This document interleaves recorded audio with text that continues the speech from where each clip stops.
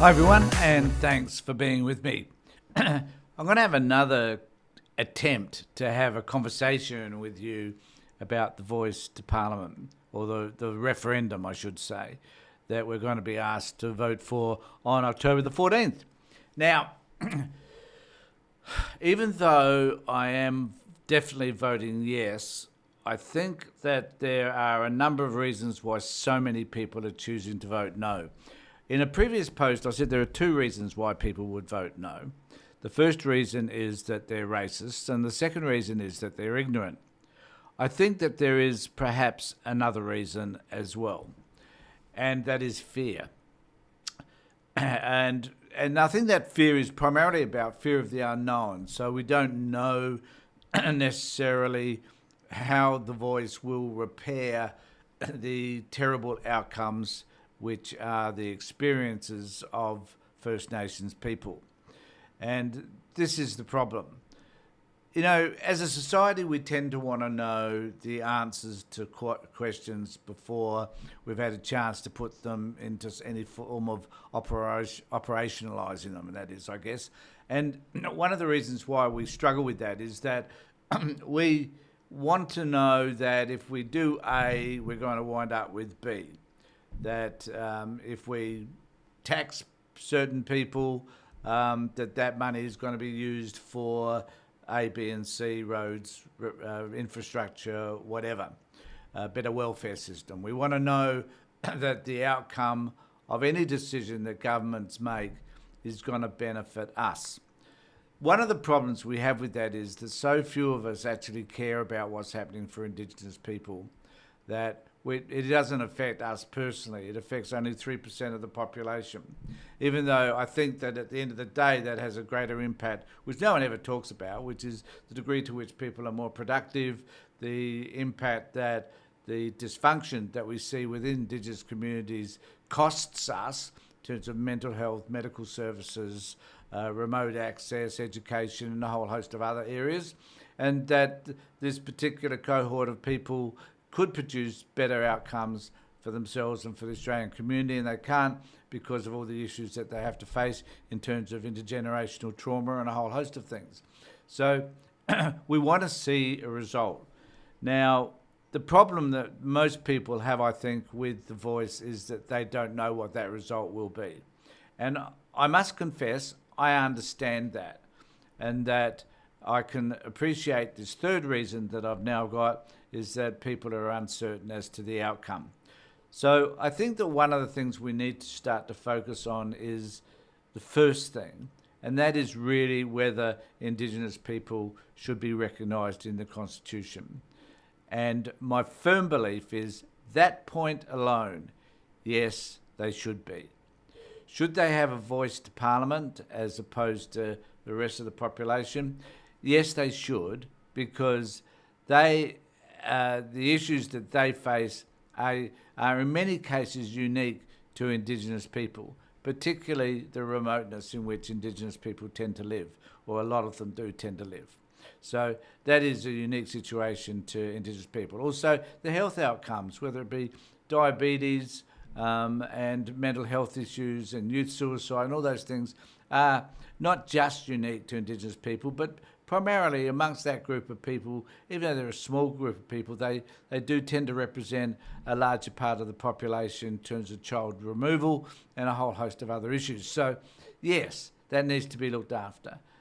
And I guess part of that is about our colonialisation of this country and the impact that that's had on these people, and whether that be about the stolen generation, deaths in custody, whatever that situation is, we are responsible for how we've behaved around Indigenous people and how we've told them how we believe they should assimilate and how they should lead their lives.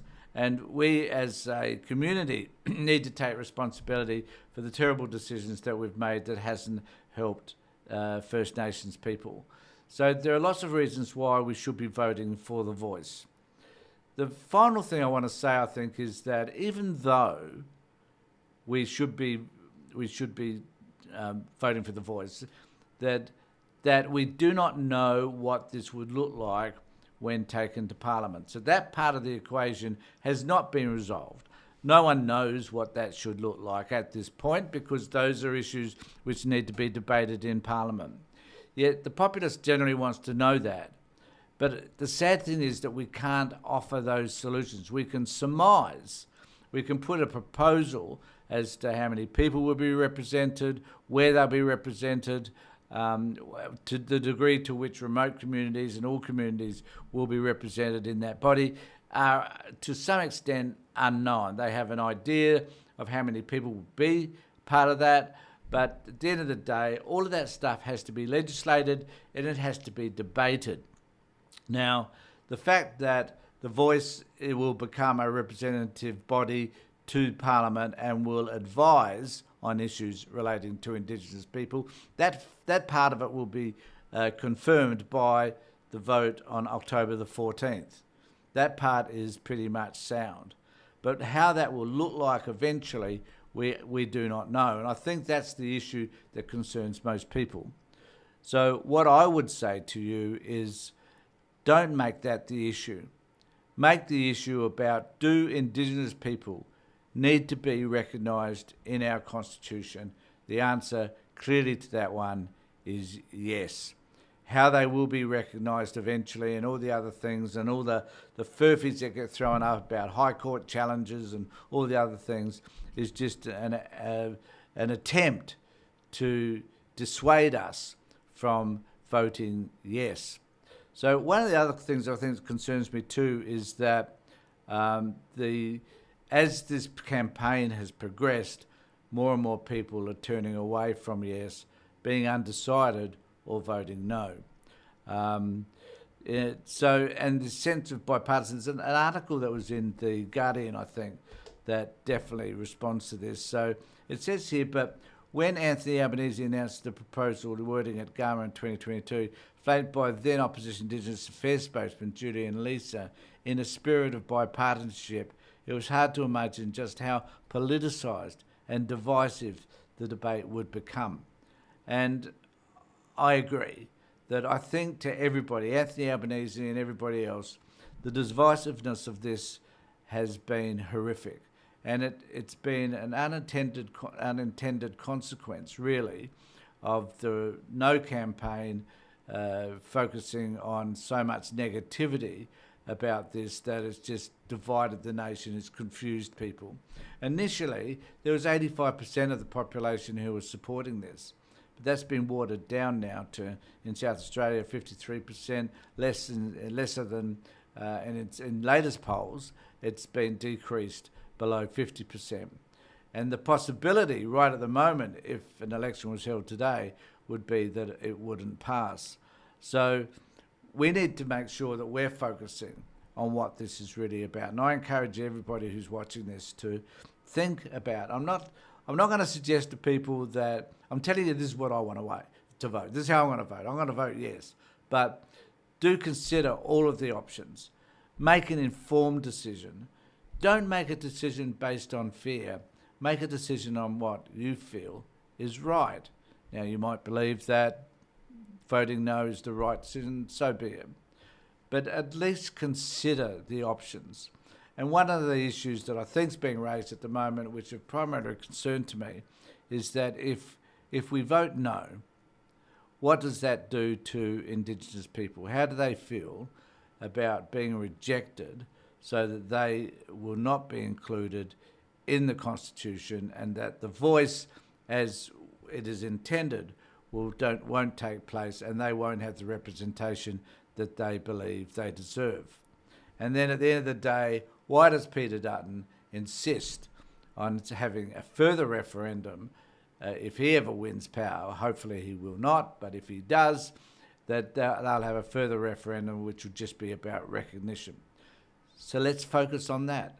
Let's do the recognition stuff. Let's see what happens in relation to the voice later on when all the legislation is debated in Parliament.